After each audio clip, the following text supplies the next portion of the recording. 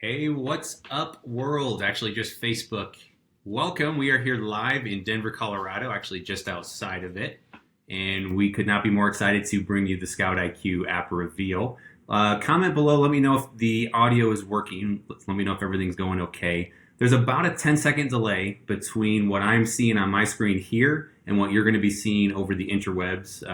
As great as technology is, sometimes it's just a hair slow. So, how are we doing? All right, audio's great. So here's how this is going to work. We're going to walk you through a bit of a PowerPoint. I had a career in marketing, so we're going to show you everything we've got there. I'm excited to show you everything that we have. Going to walk through the features and everything with ScoutIQ, and then get going from there. And someone just rang our front door, so I don't know if they're coming for a party or what. You want to grab that? All right, we'll see if we have a special guest showing up. All right. So we're going to be running through this. All right, I guess it's not a special guest. Sorry about that. Timing was too good. All right, anyway, we'll get back into this. So the way this is going to work is we are going to jump in and I'm going to walk through everything that we have. I'm going to explain Escore finally. Everybody's been very excited for that. Going to show you everything related to the app. We'll talk about the way we're going to release this. And then if you want to stick around afterwards, I'm going to talk for about 40 minutes or so. Hopefully we'll keep it under an hour. If I start going longer, just yell at me. And after that, we're actually going to give you a live demo of the app and do a live Q&A as well. So thanks so much for being here. We're going to try and make the most of your time. I do want to get a couple announcements out of the way before we get started. A couple of birthdays today. Rob Knight, my old resident director, if you're watching this, hello, happy birthday. It's a big one for you, the big 4-0. Congrats on getting there. He's also in the book world as well. So if anybody knows him, give him a big hearty hello. Also, Jordan Spieth. I wish I could say he's my buddy, but it's his 24th birthday today, and he's won 3 majors now, courtesy of this last weekend's, and we'll see if he can pick up number 4 in a couple weeks here. Updates in the Amazon world. Jeff Bezos was momentarily the richest man in the universe or the world. We don't know if there's richer people outside of that until the stock price dropped at the end of the day, and now Bill Gates is back in the number 1 position. So good job, everybody, on helping Jeff Bezos get to that position. And if you are outside of the Amazon world and haven't seen it yet, the Wholesale Formula course is closing tonight, I believe at 11:59 PST. I was joking with my buddy here that we're gonna make you guys all sign up with my affiliate link to get access to ScoutIQ, but alas, I do not have a link. I know you guys get a lot of emails this time of year for the Wholesale Formula. I haven't taken it. My business is 99.5% books. I've heard great things about the guys. I've actually met, I believe, Greg at one of the events. So good fellas. If you guys are going to take that course, don't forget it does end tonight. So that's my shameless plug. I also want to thank everyone here. The community support as we've gotten ready for this launch has just been tremendous. It's been about 2 months. I would have wished it was closer to 1 month, but good things take time, just like a fine wine. And it took us a little bit to put the finishing touches. Our developer actually just shipped over some of the final touches about 20 minutes ago. So talk about coming in at the wire. But we are excited to show you what we've been up to. I also want to thank the team. I've got several people involved. I'm going to name them each here. Cole has been doing the app development and some of the website development as well. He's a hockey player in a past life, and his beard has been getting very long this week as he's been pulling long hours and doing the playoff-style beard. So shout out to you, Cole, if you're watching. Thanks so much. Keep drinking coffee. We got a little bit more work to do. Matthew's actually here. He could pop over and put his face on if he wants. There's his hands. That'll suffice. So Matthew's a friend here in Denver, and he's done a lot of the tech behind the scenes, building the actual website that's going to be revealed tonight, as well as connecting a lot of the customer support aspects, and he's just been tremendous to have here as well. My brother Joseph and my brother Samuel both helped with the database, with getting some of the Escore calculations, and it's been really fun to kind of have a family business here. So I want to say thanks to all of those. To the competition, if you're watching, I actually just got a notification from, it says support at, you guys know which company, it says we are watching. I don't think that's actually them, but if they're watching, hello. I know the community's been begging for a great, better piece of scouting software, and we're excited to try and bring that to you as we get into it. Now, that being said, you guys have noticed there's been a lot of new updates coming out from the competition that we're not going to mention on this webinar, and I think it's great. I strongly believe in the free market and what that does, And actually, it's all going to benefit each of you, that there's going to be competition. We're going to be working hard to come out with better features. And I also want to level set. I'm going to jump into the slides here. I want to level set with each of you just a little bit. If you guys can see some of these comments, we got an awesome book community. You guys have been extremely supportive, and I can't wait to try and deliver this tool and help make your lives easier when it comes to scouting. But you'll see some of the comments, and I know most of these are done facetiously and a little bit jokingly. But no, this app is not going to beep if you get really close to valuable books. It's not going to guarantee you certain profit. And I kind of want to level set expectations as well. I'm so excited that you're enthusiastic about this, and I can't wait to get it out to you. But I do want to level set just a little bit as it comes to it. We are about 60% of the way toward where I want to be with this app. And that's okay. We actually plan to launch it as it is, but we are far from there. We are a startup. We have a lot of work to do, and we're going to keep working our way towards that. So rest assured, we're going to be working our tails off to try and bring you all the tools that we can. I do also want to level set a little bit. This is going to be for the US market only as we get started, and it's going to be books only as we get started as well. We're going to look to innovate and launch new features very, very quickly. We do have a very aggressive roadmap over the next several weeks and months. We can't share all of that with you due to competition at this point. We don't want to let them know our exact playbook, and we are excited to be rolling those out. So bear with us. We've picked books carefully. There's very few restrictions in books, unlike CDs and DVDs, and we also understand that market as it's 99% of our business. So we are far from done. What you're about to see is what we've created so far, and we promise to remain humble as well as nimble. We're going to be moving quickly, but we also realize that what we have right now isn't going to solve every single problem out there. But with that being said, let's jump on in. Again, one last thought. Please hold your questions until the very end. We're going to be able to do kind of a live showing of what we have with the video, and we'll do it at that point. So let's jump in to the slides. All right, so those of you who are not familiar with me, my name is Caleb Roth. I go by the pseudonym or the moniker, the Book Flipper. My lovely wife and I live in Denver. We moved here from Indiana, and we have not looked back. It's been about 2 years. I've been self-employed fully for almost 2 years as well, and we love it out here in Denver. If you're ever in the area, by all means, look us up. We get visitors all the time. We'd love to grab a cup of coffee, a beer, say hello, and show you our great state. My past life, for those who don't know my background, I actually worked for Johnson & Johnson, did some marketing for them. So there is a fake leg, or we used to do knee replacement. So I did marketing for them, sales training for them, some product support. So a lot of skills that have essentially set me up for where we are today. You used to wear pajamas or scrubs, if you want to call them that. And I was on the road about 33% of the time, so over 100 days a year. And it was not ideal. I had just gotten married. It was an awesome job before getting married. Got to travel, see the country, see the world, but really wanted to try and figure out a way to not have to work for the man and not have to be on the road so much. And so books was essentially what I got back into. I'd done books way back, and I'm not that old, but back in high school, and kind of wanted to get back into it as a way of, hey, can I quit my day job? Can I sell on Amazon full time? Is that feasible? So I started on the side. I started doing 100 books a week, and that kind of formed the foundation. Many of you that know my story, that kind of forms the foundation of where we got set up to where we are today. So that's actually my first manager, Ryan. If you're watching, hello as well. That's Ryan back from Indiana. We're going to walk through our business a little bit, my story in numbers. I used to be merchant fulfilled when I first started. We had several shelves completely full of books, and I would go home every night and ship out 10, 12, 15 orders, and it was great, but I got sick of it, and I wanted to be able to travel because that's really important to me, but I wanted to travel with my wife. So what we started doing is getting back out there, and my boss, or manager at the time, actually convinced me to get out there and switch over to 100% FBA. So we kind of talked each other into it. I haven't looked back 1 second. My business today is still 100% FBA, and I love the flexibility that it affords me. Like I said earlier, my business is 99% books, and I got started at library sales, thrift stores, and I've even done some bulk purchases. So very much like many of you, most of my business is physical books. I also do some online arbitrage, obviously, but my business is books. People tend to start with books and then graduate into other categories. For me, I've decided to stick with it. My wife is a very wise individual, and she's kind of said, let's make hay while the sun shines. If we know books, we understand it, let's keep rolling with it. If Amazon pulls the rug out from us at some point, so be it. We'll adapt, we'll move on. But for now, it's books. Like I said, travel is very important to me.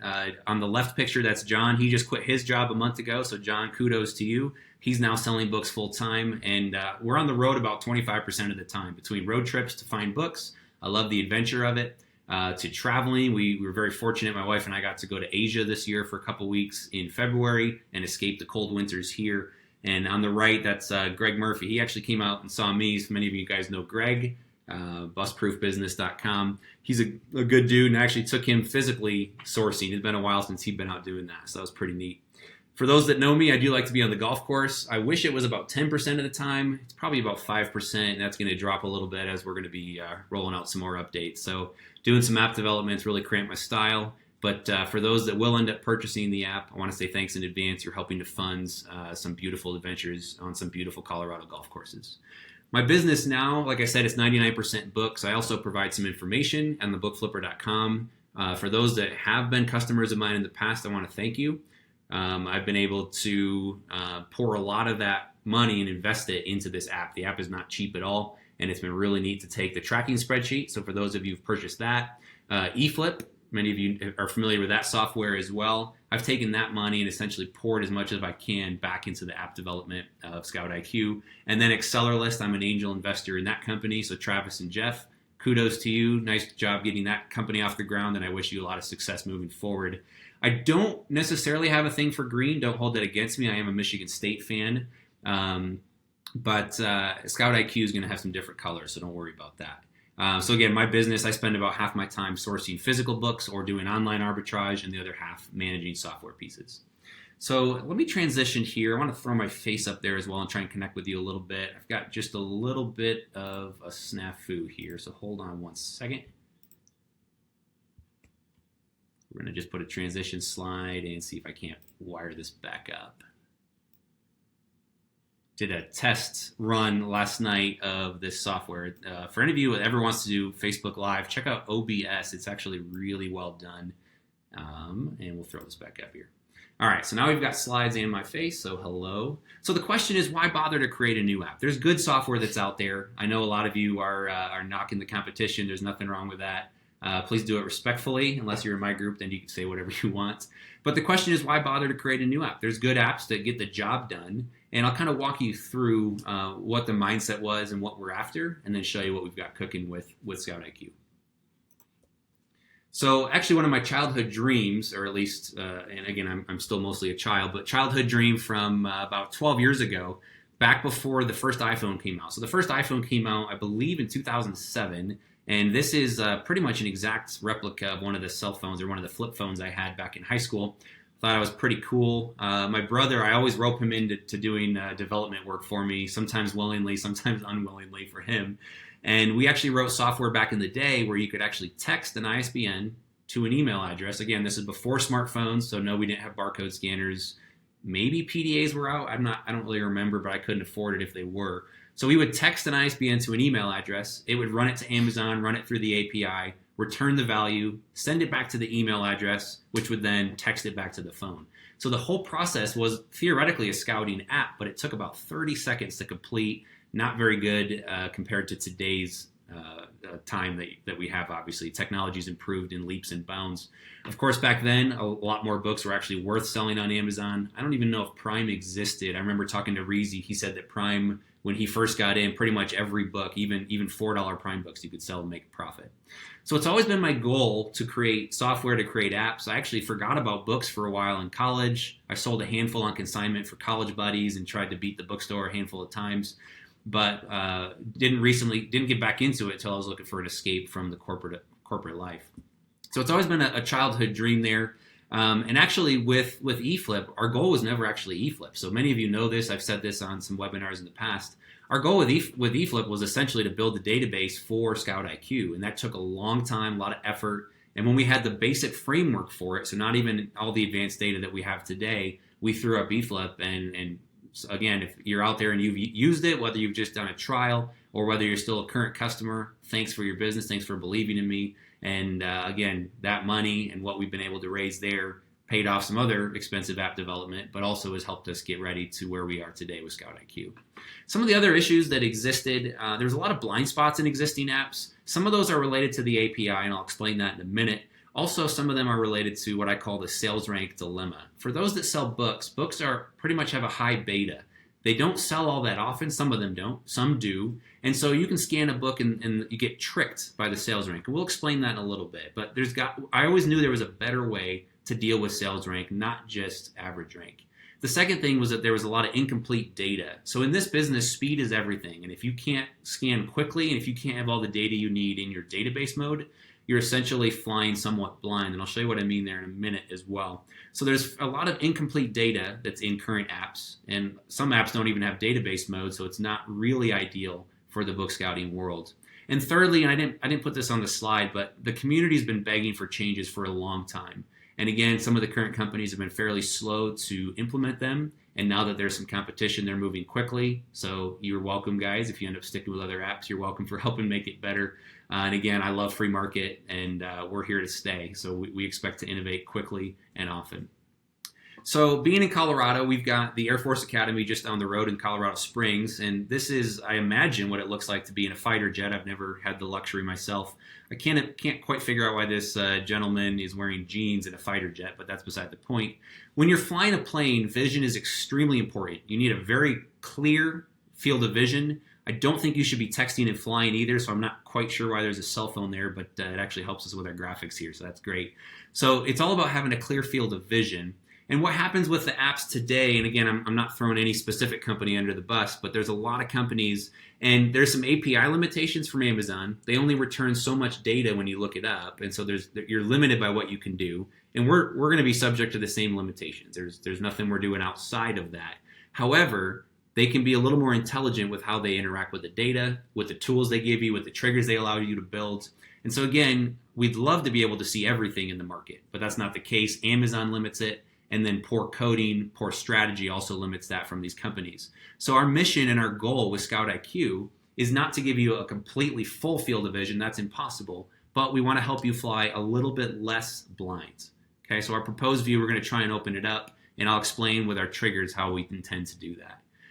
Anybody seen the John Deere commercials? These are a little bit catchy. I've thrown this out to a few people, and not many people picked up on it. Maybe it caught my imagination when I saw it on TV. They're on some golf channels as well. Again, you know I like golf. But they have this phrase. These guys are riding these lawnmowers around, and they say, it's not how fast you mow, it's how well you mow fast. And it's kind of this catchy phrase, and go look it up on YouTube. I'm not going to get into it anymore. But the same thing holds true with the scanning app. It's not how fast you scan. Sure, we can put data in a database, but it's about how much good data is in that database to enable you to scan fast well. So that's what we're after with ScoutIQ. And if we had to boil it down to one simple sentence, you've seen this in a lot of our marketing in the last 2 months, we're going to leverage data. Again, you know me, I'm a big data junkie. We're going to help you scout smarter, not harder. And let's show you what we mean by that. So without further ado, let's jump in. Thanks for letting me give a little bit of a background there. Let's jump in to Escore. So you guys have heard of it. I know many of you have theorized what you think it means. Let's dispel the myths. Let's jump in. So Escore, this is a sales rank chart. For those of you who aren't familiar, we'll give you a quick crash course in sales rank. Let me see if my mouse shows up. Yeah, it does. So when a book sells a copy, we've got the rank of 0 down here on the bottom. That's as good as it gets. 4 million on the top is pretty poor. When a book sells, and you can see here in May, it just sold a copy, it drops down to about 100,000. And then over time, that book's rank continues to creep upwards until it sells again. What the problem with that is, many people are taught, and I don't teach this necessarily, but many people have this rule of if a book is ranked higher than 1 million, I'm not going to buy it. It's not worth buying. And let me show you why that's very inaccurate as it relates to a historical chart. So this particular book, if you happen to scan it somewhere in here when the rank's about 2.8 million, let's say it's selling for $15 or $20 merchant fulfilled, you might pass up on it because you say, wow, almost 3 million rank, that's really bad. However, if you scanned it just a couple days later and found that the rank was around 400,000 and it's still a $15 to $20 book, all of a sudden you're looking at that going, I think I'm going to buy it.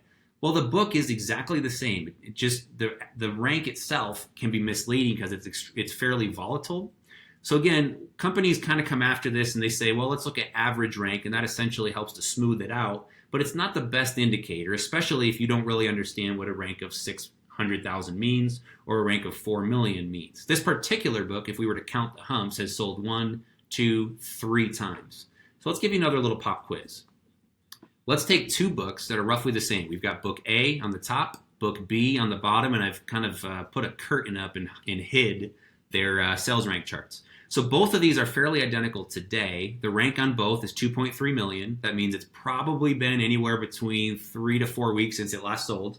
And let's say the lowest used price that you can see when you scan it is $10. Which book are you going to buy? Are you going to buy both? Pass on both? Should you buy one versus the other? Well, the easiest way to figure it out is to actually pull up a sales rank chart. Well, the problem is that's going to be tough to put into a database mode. It's a picture. It takes a lot of memory, and it's tough to get all this data actually fit onto a phone into a database. You can look it up live, but if you don't have access to internet, you're dead in the water. And 2, this takes a lot of time when you should be scanning more books trying to find them. So the book on the top we can see is sold once, and then we're looking at the green line here for those that aren't familiar with Keepa. We've got it's sold once, twice in the last 6 months, so it's got 2 sales. The book on the bottom is sold 1, 2, 3, a handful of times here, and so in the last 6 months, it is actually sold 10 times. So Escore, in a nutshell, is how many times that book has sold in the last 180 days. So it's not actually the number of sales, it's the number of days with a sale, and it's a very important distinction because a book with a sales rank of 10,000 is certainly selling more copies a day than a book with a rank of 80,000. The answer, or the question, or the problem with that is we actually don't know how many books it's actually selling in that time frame. So rather than try and guesstimate, provide poor data, we're just going to say we know it sold today, we're going to add 1 to the eScore. And the other way we do this is we spread it out. We're going to look at a period of 180 days or 6 months, and the rationale for that is that we're going to try and catch at least one textbook season. So textbook season is going to occur in January and typically August and September of every year. And so if you scan a textbook pretty much any time of the year, although right now we're in a tough little window because we're at the end of July. And so if we went back 6 months, we're looking at the end of January. We'd pick up the tail end of textbook season, and textbook season should be rolling in nicely in about 2 to 3 weeks here. So we're looking at the last 6 months. And if we break this down further, we can actually look this into eScore ranges. So the max eScore is going to be 180. Can't get any higher than that. It means it's selling every single day in the last 180 days. So what we can do, we actually have 2 PhDs working on eScore. It's kind of fun to say. They're both siblings, so I can brag on them. One is a PhD in computer science. The other is a PhD in mathematics. So the PhD in mathematics took a look at the numbers. We sent him all of our data, so several million data points. I think we crunched it down to several 100,000 so we could run some analysis. And we basically came up with the data here. So if the eScore, he used logarithms, natural logs for any math nerds out there. And we said, look, if the eScore is 150 or greater, the estimated time until the next sale is less than a day. It's pretty much selling daily. If we were to list that and price it accordingly, it's probably going to sell within a day. As you go down the list, an eScore of 6 to 12, again, we're looking at 6 months. So this is selling every 1 month to every half a month, so 2 to 4 weeks. An eScore of 1 to 2 means it's only selling once or twice in the last 6 months. And so its estimated time until it sells again is 3 to 6 months. So one of the really neat things about eScore compared to average rank is that it's going to level the playing field. So like I said earlier, right now we just are going to be focused on books. Again, that's our specialty. There's very few restricted books. A lot of the community here sells nothing but books. And I know there's people that sell other things, CDs, DVDs, toys, etc. Don't worry, we're coming for you eventually once we get our technology stabilized and figure it out. Cool thing with eScore, again, if you don't understand rank, you can look at the eScore and understand, hey, an eScore of 10, it sold 10 times in the last 6 months. That's pretty low sales velocity, but it is selling. Again, once we roll out eScore in other product categories like CDs and DVDs, you don't have to understand what rank means. So a rank of 100,000 in books, really good. Rank of 100,000 in CDs, not necessarily as good. As we look to go to other markets, a million sales rank in the US, not so bad. A million sales rank in Canada, not very good, eh? So eScore is going to help level that out. You don't have to be an expert when it comes to sales rank. You can simply look at the eScore and understand exactly what's going on. Let's get nerdy just a little bit more, and then we'll actually show you what the app actually looks like. So here we've plotted out those exact ranges. And again, these ranges are picked carefully to show you when the estimated time it's going to sell next is. So again, on the right, we've got eScores of 150 and greater. That's as good as it gets. On the left, we've got an eScore of 0, which means it hasn't sold in the last 6 months. And what we did behind it, we overlaid several hundred data points. And these are the sales ranks. So starting at $1 million up to $5 million. So you can see books that sell very infrequently or unoften, if that's a word, are going to be over here on the left. They've sold 0 times in the last 6 months. And the rank ranges are pretty much over 3 million to approaching 5 million. So that gives you a pretty good understanding of what those ranks mean. It might not necessarily be likely to sell again in the near future. Over here on the right, as you'd expect, it's a very tight sales rank cluster. Most of them are going to be under 100,000 if they're selling every single day, maybe just a hair higher, but for the most part, there's very few outliers. Where Escore becomes extremely valuable is a couple ways. One, I'm going to overlay a line. Again, a lot of sellers operate by the rule of I'm not going to buy anything with a rank over 1 million. Okay, that's great. Well, look here in the Escore range of 25 to 45. This is selling, if I can do my math right, 4 to 8 times every single month. So it's selling weekly or twice a week. And you can see that some of the data points in here are a little bit over 1 million, some of them even approaching 2 million. So if you're going to look at just current rank, you're actually going to miss out on these books when in reality they're selling just as often as some of these books that are ranked down here at 200,000 or 300,000. So again, Escore is going to level that playing field. So you're actually going to know which books are likely to sell. And the reason these ranks are probably fairly poor right now is they're probably textbooks. So they probably sold fairly well. The rank was down here, and now it's starting to drift up, and it's probably going to sell again in the future. And that gives you a good indicator that, yes, you could probably buy this book. Secondly, and the part I really like about Escore is a lot of these books here that don't sell very often. So an Escore of 1 or 2 is selling once or twice in the last 6 months. It's not very likely to sell again. However, depending on when you just happen to scan that book, some of these books are down here well under 1 million. A lot are in the 1 to 2 million range, and they're going to eventually rise up like a bubble and catch where they should be. But if you happen to scan them at the wrong time, you're going to get home and go, why on earth did I buy this book? So let's nerd out just a little bit more, then I promise we'll get to the good stuff. So this is a scatter plot of 1,000 books that have a current Escore of 1 or 2. So they've sold once or twice in the last 6 months. As you can see, there's a nice little cluster in the 3 to 4 million sales rank range. So most of the books belong at roughly 4 million, let's call it. Where I want to draw your attention is this range down here. So all of these outliers, again, kind of the bubbles that just came down because they just sold and they're eventually going to ride back up. All of these outliers down here are ranked under 2 million or 2.5 million. If you were to scan those and the price was decent, maybe you could sell it for $12 or $15 or $20, you're probably going to buy the book. In reality, these books down here are roughly in the same boat as these books up here ranked 4 million that you're probably going to put back on the shelf. Escore is going to level that out for you. It's going to help you make much more intelligent decisions.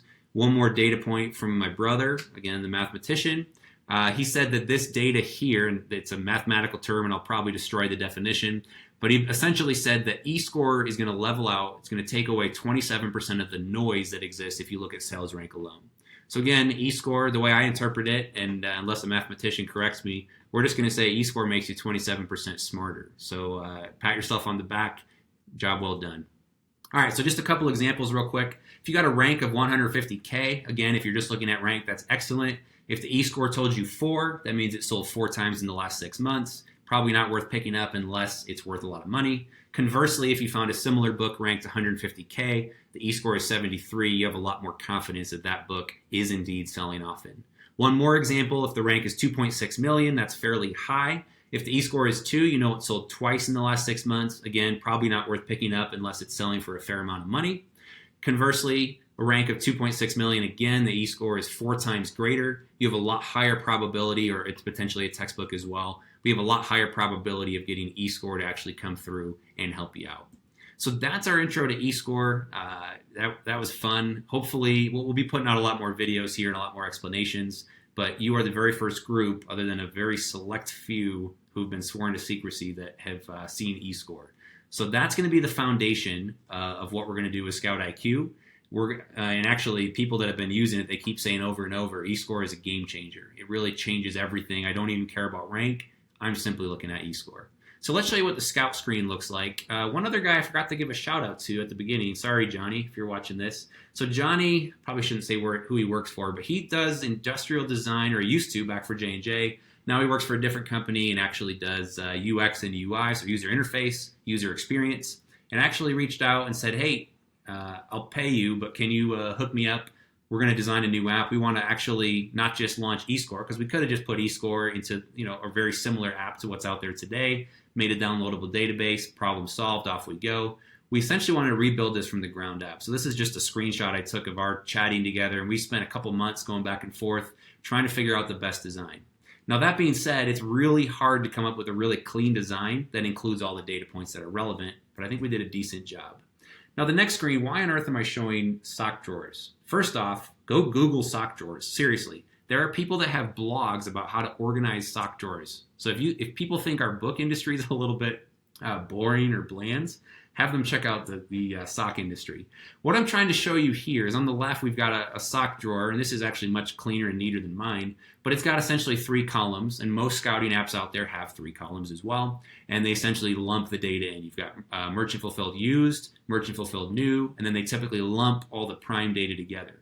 It's great. It gives you a rough framework of where to look on the page for the data, but if you're looking for the buy box, Amazon's price, if you're looking for one of the big ones that people get in trouble with all the time is that new and used prime prices are always in the same column. That can be very misleading. If you see a new prime price, you forget that it's new, you think it's $30, you buy the book and get home and there's $6 prime offers. They just weren't there. Again, there's gaps in the API. Amazon only shows us a limited amount of data. So why am I even bringing this up? We're essentially using a bin system, or we're giving each data point a home. And if any of your sock drawers look like that, go ahead and post a picture. Kudos to you. I just kind of throw them wherever, and if I happen to find a clean pair, I'm pretty happy. But again, one of the perks of being married is my wife takes great care of me, and if she's listening, thanks, sweetie. And yes, I do laundry occasionally, don't judge. All right, not that often though. All right, so again, we're going to be putting our data points into specific bins, so you always know on the page and on the app when you're out scouting exactly where to look for everything. So without further ado, here's your first peek at one of the screens, and I said one of the screens for ScoutIQ. So we're going to work top to bottom and kind of explain the data, and again, everything has a home, and it always goes into the exact same spot, so you can train your eye where to look for it. Starting from the top down, you'll notice we moved the picture, the scanning the barcode all the way to the bottom. 1, it gets it out of the way of your field of vision. 2, your thumbs are at the bottom of your screen typically, unless you hold your phone upside down, which if you do, go ahead and put a screenshot of that as well. We tried to move the data entry and hitting the scanner button and a lot of the links down to where your thumbs are. We just thought that made sense. For those of you who are right-handed, maybe we'll work out a way to flip it around and make it more left-handed friendly. We do apologize in advance, but we're trying to get this out the door. So working from top down, obviously ScoutIQ, we got a nice little a name up there. So when you're posting screenshots to social media, all your friends know exactly what app you're using, and they'll know that you're probably smarter than they are. The profit, again, we'll get into all the features and why we're doing what we're doing. We're trying to play the game just a little bit differently. We're going to show the profit front and center. We do have accept and reject, and we have some pretty customizable triggers to help you set that. Second row down, we've got rank, Escore front and center. Again, that's our foundation. That's going to be everything we're doing. And a trade-in. So if there is a trade-in value, we actually have that both in database and on live lookups. If Amazon's paying, this is what Amazon's paying for it, by the way, you'll get a gift card. If Amazon's paying, odds are someone else is paying more, so it'll behoove you to click on the Book Scouter link, which of course we have. So again, Escore front and center.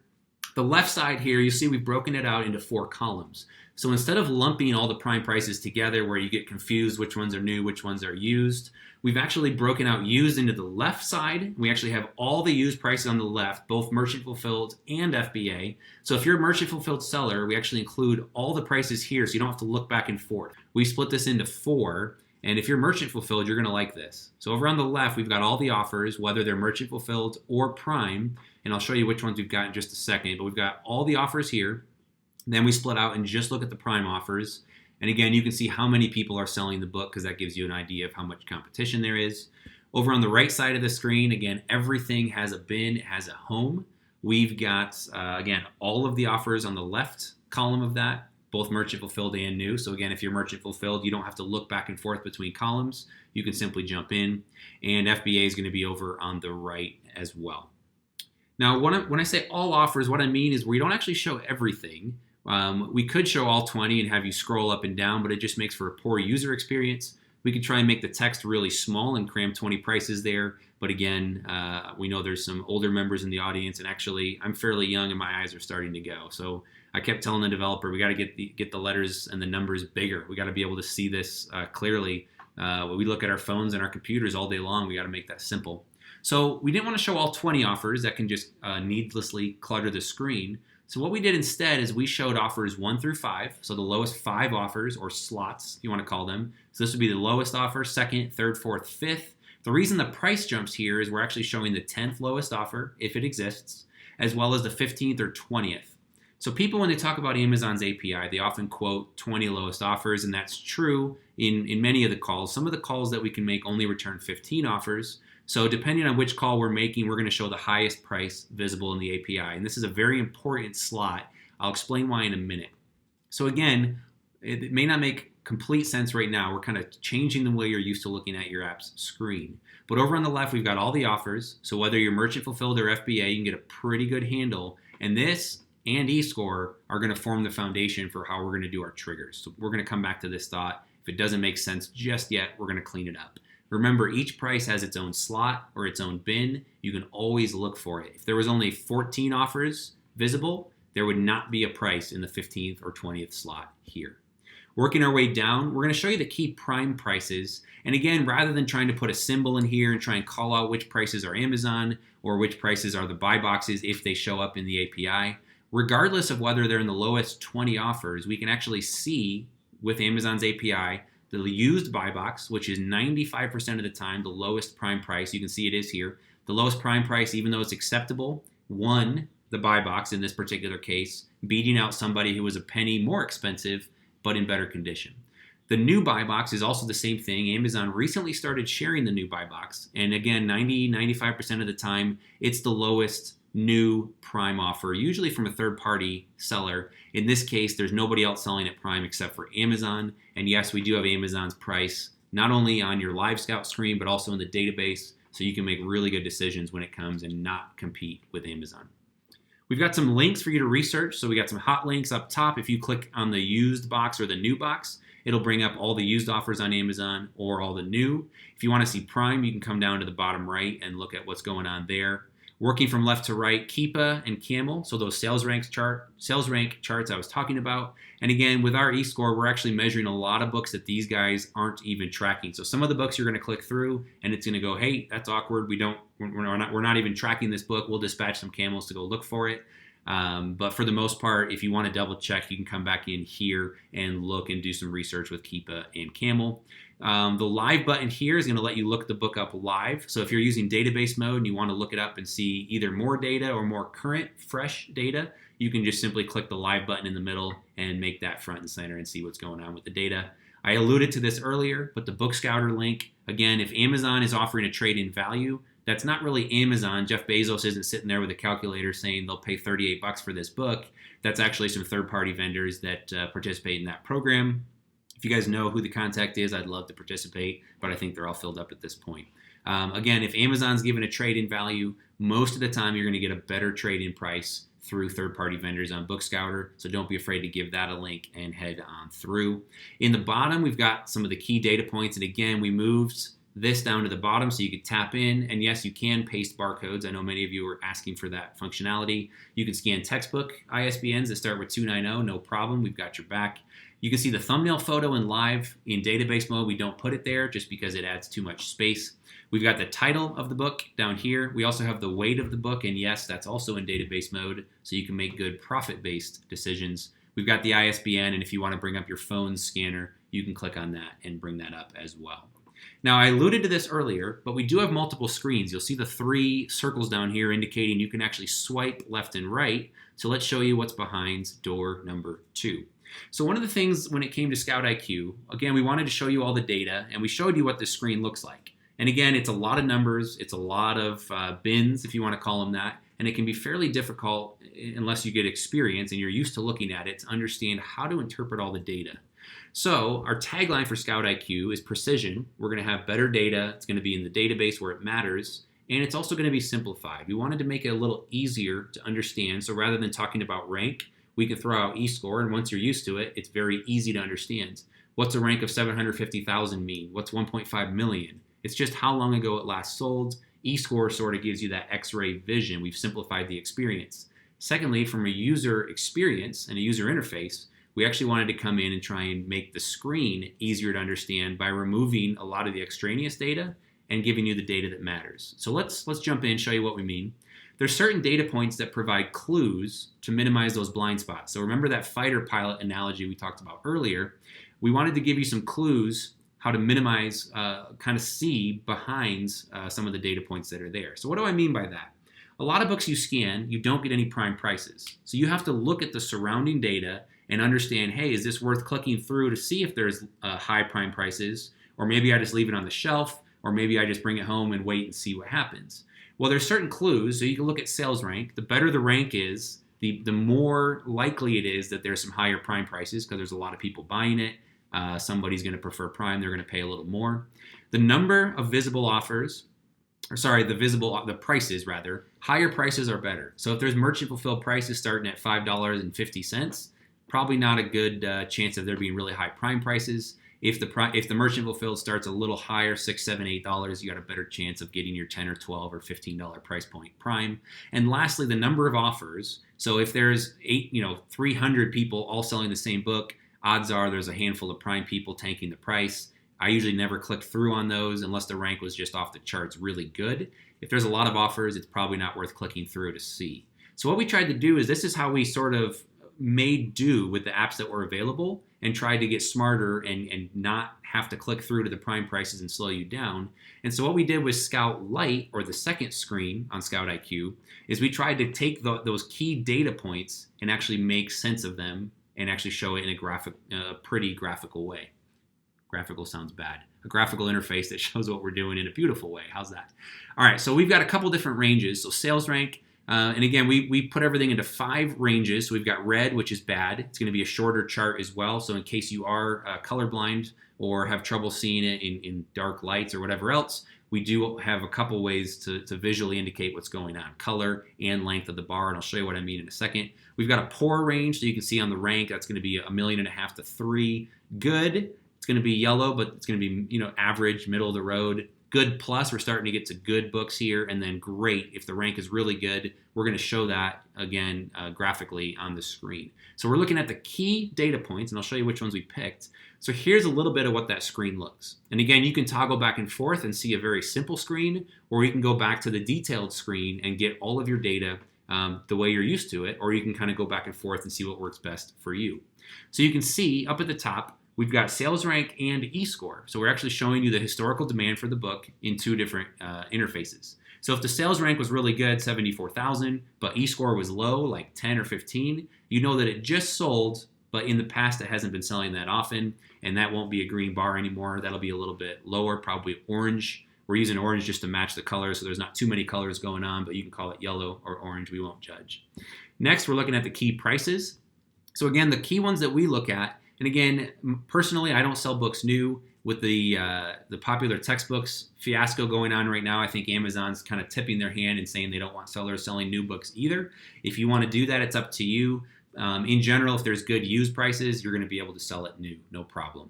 But we tried to get the key prices. We pulled the lowest used price, and that includes shipping. All these prices are going to be landed.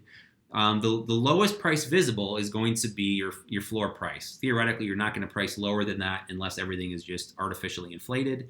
We've got the used buy box, which again is 95% of the time the lowest prime price. So for those of you that sell FBA, you can eyeball that price. In this case, it's $8, middle of the road. It's not great, it's not poor, but you're probably not going to make much money at that point. And then we've got Amazon at $9. And again, we're trying to show you visually, Amazon's your ceiling. So we're always showing Amazon. We don't want you to get books home and realize that Amazon's on the listing for $9 and you can't get the $12 you were hoping for. So we've got demand or historical demands. We've got the key prices or the offers. And lastly, we've got the supply. How many books are out there available? And again, if there's less than 50, that's going to be as good as it gets. 50 to 100 is kind of in this 4 out of 5 range, or it's good plus. And as there's more offers, it turns red. So here's a couple examples of what these screens are going to look like. Again, you're going to figure out which one works for you. It's kind of like scouting, kind of with your eyes closed or your mind half engaged. You can simply scan books. If most everything, like on the left, is red or green, red or yellow or orange, you can know it's probably not worth buying. And you can even see the target price that your trigger is selected. We'll get to triggers in a minute. And the profit at that price. These are probably merchant fulfilled prices, so don't get too excited there. And again, it's going to say accept or reject, so you can still see that if you swipe back and forth. The one on the right, even if you're brand new at books and don't understand what's going on, you can look at that and say everything's green. Great. If I can pick it up for $1 or $2, I can probably make several dollars profit. Off we go. Again, the target price is going to be based on your triggers that you've set, so not just necessarily the prices you've seen. Again, you can actually click on any of these prices here and put them into the target price box, see what your profit's going to be if you sold at your floor price of $15, for example. So that gives you a pretty good understanding of what's going on. Again, the rest of the interface is exactly like how you expect it to be. All the links are there. You can still hook up a scanner to this or use your phone's camera as well. So again, if you don't like one screen, you can go back and forth. The data is going to be there, and it's a pretty seamless interface to go back and forth. So we're pretty excited about this screen. I think it's great for people just starting out. Kind of helps them know what's good and what's bad. And for those of you that are more experienced, if your eyes get tired of just looking at numbers over and over, this is a really fun way just to mix it up a little bit. The third screen, so again, there's 3 bubbles on the bottom. We're in the middle. If you scroll all the way over, it's the scan tracker. You guys have heard us talk about that a little bit. We'll show you what it looks like. So again, this is just a fun way either to have some competition with those that you're scouting with, or to go and do a goodwill and say, hey, how many books can I actually scan in an hour? How many of them did I actually collect? So based on your triggers, it's going to show you how many you're accepting versus how many you've scanned and what your percentage rate. If you're historically getting up around 40%, please let me know, because that's a phenomenal rate. For those of you who do Gaylords and want to get better data, we see the questions all the time. How many books are in a Gaylord? What percent are you going to keep? And we know the rough numbers. There's maybe 1,000 books and people sell, or it's worth selling about 8 to 10%, sometimes more, sometimes less.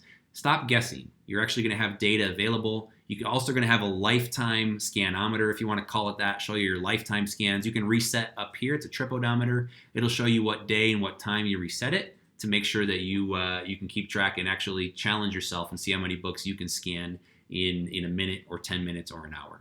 And on the bottom, the lifetime scans, we're going to be able to find out who really is king or queen of the book scouting world. So it's going to be kind of fun. By all means, post these on social media. It's free marketing for me when you do so thanks in advance. And this will be, we just wanted to add, a good way to have some better data about what you're doing and how you're doing, and how many books you can find. Over time, we're actually going to increment this and add a lot of other really cool features, but this is just the first stab at it. Downloadable database. Obviously, if you don't have a downloadable database, it's not necessarily required. I did a road trip from here to Virginia, and I think all but 1 or 2 places we had access to live data. But we were also on Highway 70 most of the way, close to very good cell networks, even in the middle of Kansas, because we were on an interstate. Downloaded database is going to do a couple things for you. One, if you ever get stuck without cell phone reception or Wi-Fi, so sometimes library basements, you don't have very good reception, it's really important to have your data available offline. Secondly, it is faster. So to talk to Amazon to return the data typically takes about 1.2 seconds from the time you scan it. If you have a good phone with solid memory freed up, it's about 1.2 seconds typically to get the data back to your phone and make a decision. If you're in database mode, it's as fast as you can scan. It's about 0.2 seconds, 0.25. So it's about 5 to 6 times faster returning the results than if you're looking it up online.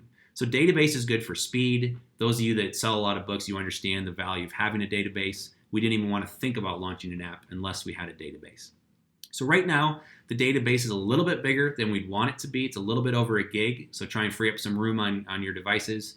That being said, with decent internet, and again, I think the issue earlier today was Facebook related, not our internet.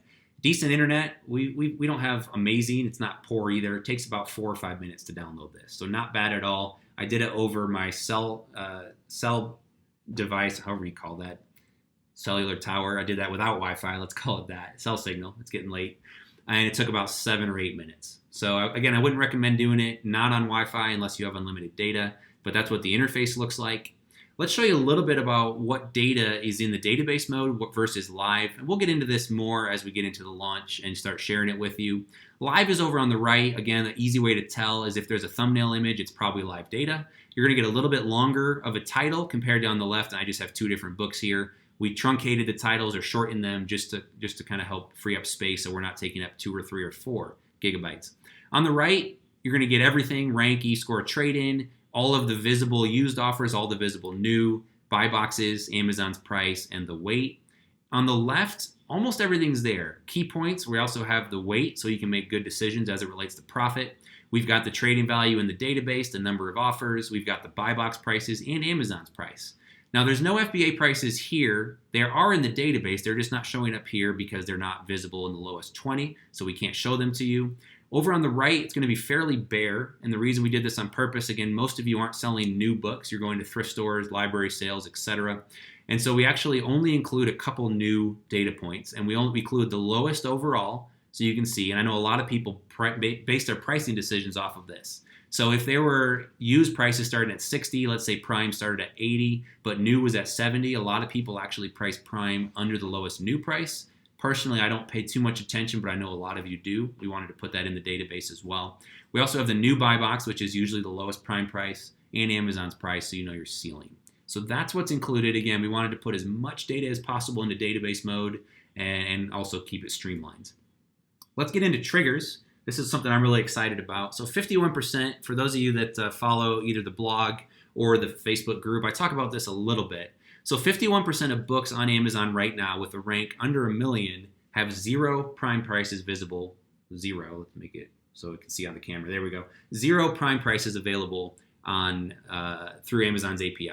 So if you're using triggers, and I call them one-dimensional, if you're using triggers that look at one single data point, let's say the lowest Prime price or second lowest Prime price, you're not going to get a priced returned here. So if you're trying to fly blind and just use audio, which you can do with ScoutIQ, you're going to be essentially, those are those blind spots I was talking about earlier. So what we tried to do to work around that, one, we're not going to go scrape Amazon. We're not going to try and put the lowest Prime price in there. I'd love to do it. Amazon won't let us. We'll get in trouble, and it's probably not a good business decision. So what we did instead is we tried to get smarter and look at those external clues. So here's what we're doing. It's essentially a game of Plinko. For those familiar with the game, it's a great fair game. Again, I come back from Indiana. The state fair is a big deal. County fair is a big deal. A lot of times they'll have Plinko set up. You can go play it. It's a great game. You like to think you're in control, but you're really not. What we're going to do is we're going to look at not just setting a trigger that's one-dimensional. We're going to have multi-dimensional or smart triggers. And I'll walk you through these. So what we're going to do is we're going to look at the Prime prices first. If we can get a Prime price there, then we're done, and we're going to go back and look at a couple other data points. If we can't, we then tell it to look at the used offers. And you can actually, I'll show you how to kind of reverse engineer how to figure out where you would actually list this book if you were going to buy it. So just because 49% of books, or 51% of books, don't have a Prime price visible, doesn't mean we're dead in the water half the time. We just have to look elsewhere. Lastly, we'll look at the used buy box. Again, if there's not a Prime price in the lowest 20, the buy box is usually the lowest Prime. That gives us a really good way to kind of see past the API, even though we're using the API to see this. And lastly, we want to make sure we're not pricing too close to the sun or trying to price higher than Amazon. That's not a good business practice generally. And so we're going to give you Amazon's price in the triggers. And you can actually set a percentage to say, hey, I want to be 10% less than Amazon every given time so I don't try and compete with them. So the goal of this is to set a realistic list price. That's the whole goal of the exercise. And the way we set it up, it's a little prettier in the app, but this is how we set it up online, just in a spreadsheet. You guys know I'm a data nerd. Everything is set based on Escore. So again, those exact ranges we talked about before, we'll have these posted online so you get a feel for what they are, as well as how often the book is selling. So the triggers are going to look for Escore first. We're not going to get tricked by rank that moves all around. We're going to look at Escore, which is a lot more stable, helps you make better decisions. If there is no Escore, so we don't have Escore in everything, we don't have every single book under the sun, but you're going to help us get those, so stay tuned. If there is no Escore, we actually correlate it to rank. So you have a pretty good understanding of what these rank ranges, so 2 to 3 million, 1.4 to 2.1 million. And if there's no Escore, it's going to look at rank next, so you can at least make a decent decision, although it's not as well informed. So the basic rule, and we're actually going to push the app out with these exact triggers. These are the triggers I use on my day-to-day basis. And you're welcome to change them, but that's going to be the starting point. Basically, if it's selling a lot, I'm going to look higher up the food chain. I'm going to look for high or prime prices. Again, 51% of the time, there's not a single price. Something like 10% of the time, there's 4. So it's not a great business practice to look 4 slots deep, but I'm going to try and price it there. So I'm going to tell the trigger to do that. If I can't, I'm going to then look at the highest visible merchant fulfilled slot, so 15 or 20. And I'll show you why we do that in a minute. Lastly, we're going to compare to the buy box and stay 10% away from Amazon. So those are those 4 trigger points. And again, this whole exercise, we're not basing it off of a list price. A list price of $10 is irrelevant. What matters is what the actual profit is going to be when it goes into your bank account. So all of our triggers are set based on profit. A $10 book that weighs 5 pounds is going to profit way less than a $10 book that weighs 1 pound. So here's what the triggers look like. You've got your ranges. You can scroll up and down. There's 12 ranges, and they exactly correlate to what we just showed you here. Again, this will all be available online. And you can see what the Escore range is and what your target profit is. And you can go in and change these easily. When you're in there, there's those same data points. So we've got the Escore range, 71 to 114. Then we've got the sales rank range, 125K to 250. So if you're not quite comfortable with Escore, go ahead and revert back to sales rank. And over time, you'll understand Escore a little bit more in depth. So in this case, I'm looking at the third lowest prime price if it exists. Otherwise, I'm going to the 15th or 20th or the highest used offer, comparing to the buy box, dropping 10% from Amazon. So let's show you some examples. These are some actual books scanned today, actually, since we just got the final version of the app. Again, if we're looking at FBA offers, in this case, with an E-score of 47, I want the third lowest prime price. The app already selected that for me. It ran the profit calculations based on that, told me to accept it based on my triggers. You can also click around and look at other prices if you want. But the best case scenario is that there are prime prices visible. Your triggers make a proper selection where you're going to list this book yourself, look at the profit, and say accept or reject. So once you learn to trust the triggers, you can actually look up at the top, just look at profit, rank, E-score, see if it's accept or not, and off you go.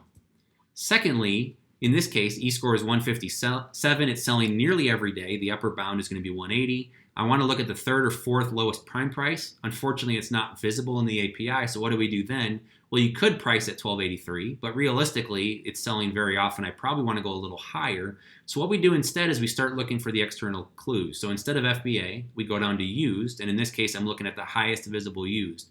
Now, again, I said this price is very important because if there were other prime prices lower than this price, they would show up in the API. So I'm going to let that sink in just for a minute. If there were prime prices that were lower than $14.81, they would show up in the lowest 20 offers. Because they didn't, I know that I can actually, the next highest prime price is going to be higher than this. So I'm going to use this as my new target price. I'm going to compare it to the buy box to see if there's a prime price outside the realm, which there isn't. The buy box, again, is the lowest prime.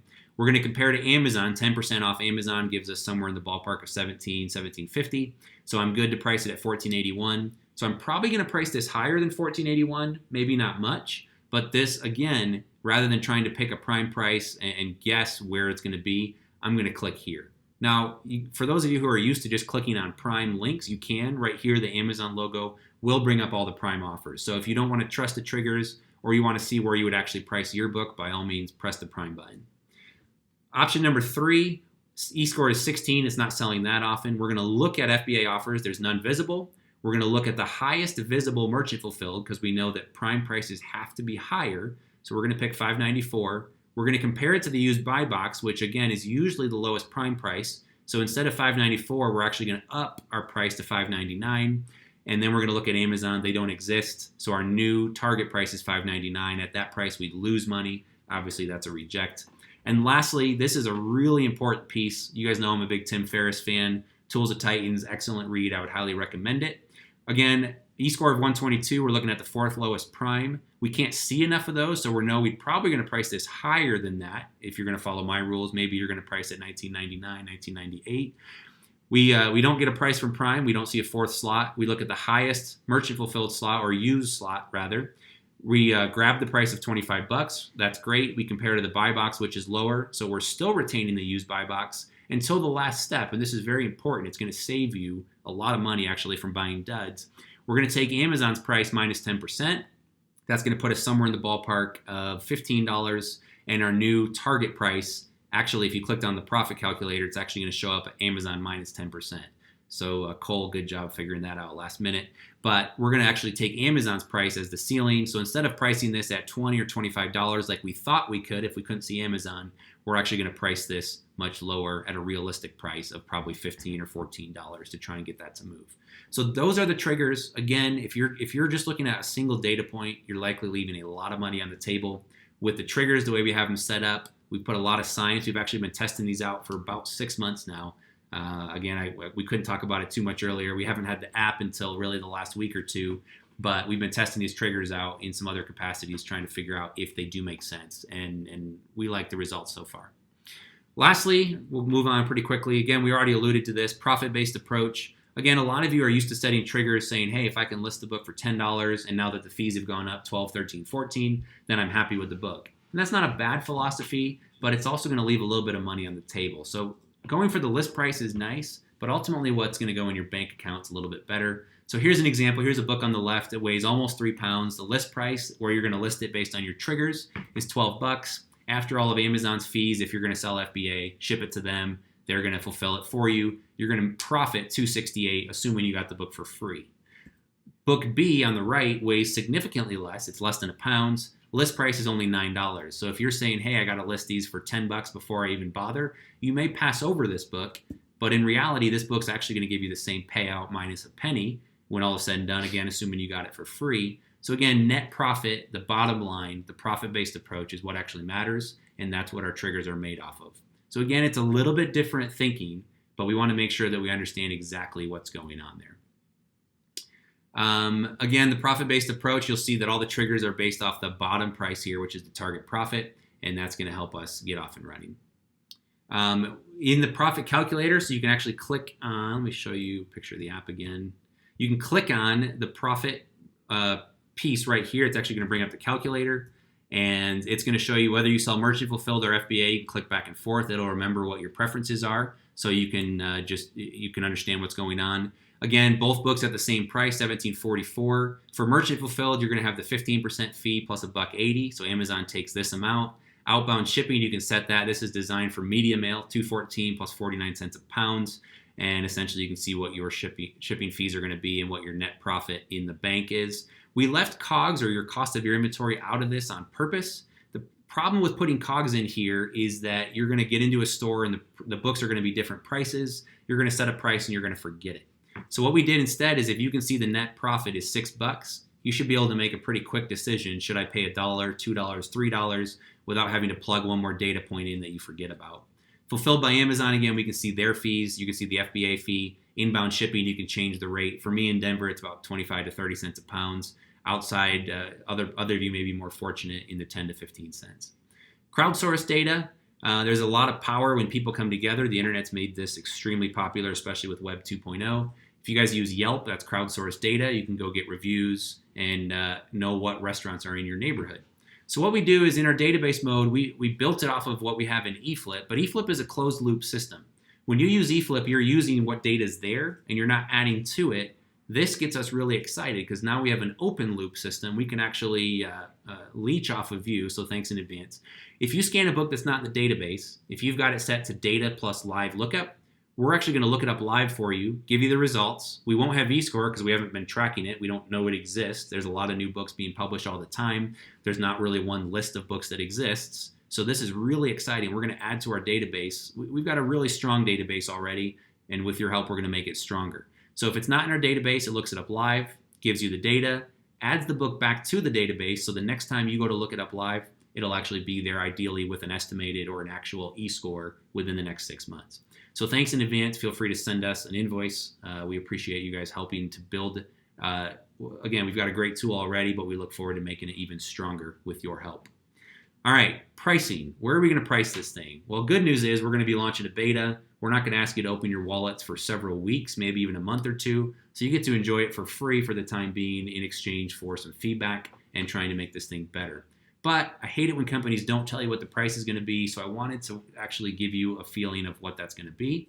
So the two existing apps that have a downloaded database, I'm not including any of the live lookups only. If you're serious about books, a downloaded database is essential. You guys are familiar with these companies most likely. FBA Scan is $40 a month for database mode plus unlimited live. Scan actually starts at $50 a month, and they give some discounts if you buy multiples. Scan is really used by more of the Goodwills. I don't know many book scouts that actually use it, but it is available. So if you guys are looking for other options, by all means, go look at Scan. So where are we going to come? Again, remember the 27% noise we talked about. Escore is going to make you 27% smarter. We thought about trying to charge 27% more, and then realized there's a lot of monthly fees that come in this business, and we didn't really feel comfortable doing it. Development is not cheap. Support's not going to be cheap, but we're committed to doing it. We wanted to kind of split the difference and come in somewhere in between. So our price, wait for it, is actually going to be $44 a month. That's going to include a downloaded database with unlimited live lookups. And we're also going to have plan B, which is going to be ScoutIQ Live. So this is going to be database mode, and live mode is $19 a month. It comes with unlimited live lookups, also has Escore, Amazon's price, all the bells and whistles, all the smart triggers. It just doesn't have a database mode. Now, there's going to be discounts available. So if you have a team, especially if you have a larger team, contact us. We'll work with you with some custom rates. If you have multiple licenses, you shouldn't be paying the $44 a month per each person. There's definitely ways to save on that. We'll be posting that on the website as well. And if you do pay 6 or 12 months in advance, we'll also give you some further discounts there as well to thank you for being loyal. We're also going to have some Founders Club discounts. So if you're watching this and you go on and help us test it out for the beta, or even if you can't help on the beta, if you just sign up, we're going to give you some further discounts, which we'll announce when we're ready. And lastly, we'll probably entertain the idea of a lifetime deal. You guys know the competition just offered that as well. Probably a move of desperation, but also it's a good opportunity. We wouldn't offer this to everybody. It's not something we can support because once we get the money once, we can't really do a monthly deal. But it's also fairly expensive and it's not for everybody. So we'll probably look to offer this. If you want to see a lifetime deal, drop us a line. You can actually email us anytime, info@scoutiq.co. And if you're interested in that, let us know and we'll entertain the concept at least. Launch timelines right now, and Matthew's going to be pulling the website up. If you go to scoutiq.co, unfortunately scoutiq.com was taken. I called the owner. I think he's in Nebraska, and he was not willing to sell me the site even though he's not using it currently. Apparently he has big plans. It's in a different industry altogether. So scoutiq.co or .co. Go there. There's going to be a link right on the homepage that says sign up for the free beta.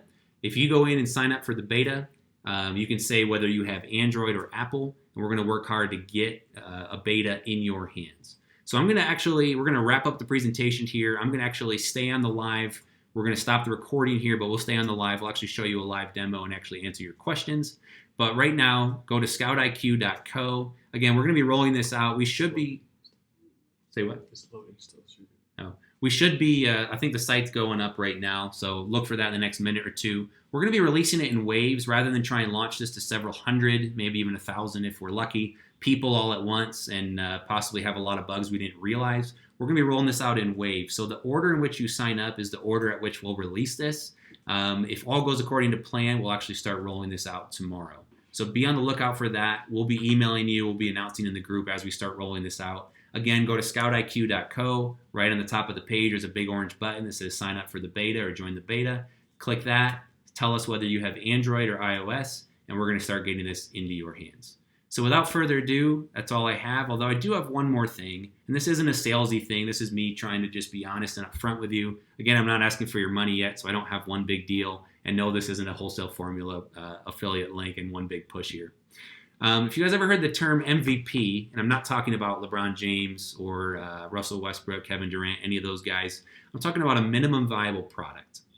So one thing that Reid Hoffman said, he said, if you're not embarrassed by the first version of your product, you've launched too late. And it's something I wrestle with. I really like to have everything buttoned up. I like to have a perfect app.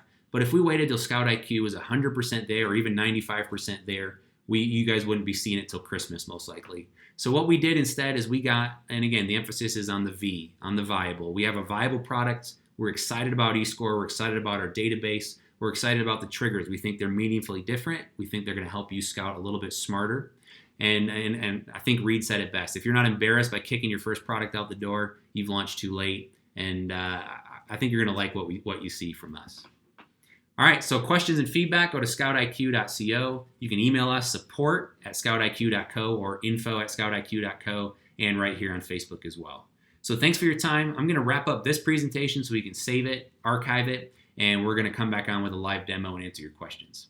So grab a favorite beverage, grab some popcorn. We'll be up and running real shortly. Thanks for your time, guys. Really appreciate it. Can't wait to bring you ScoutIQ. Have a good night.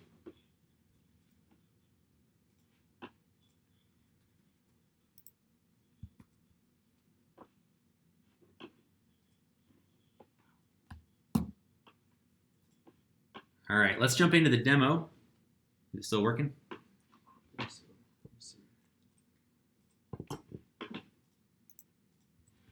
All right, guys, I'm still here. I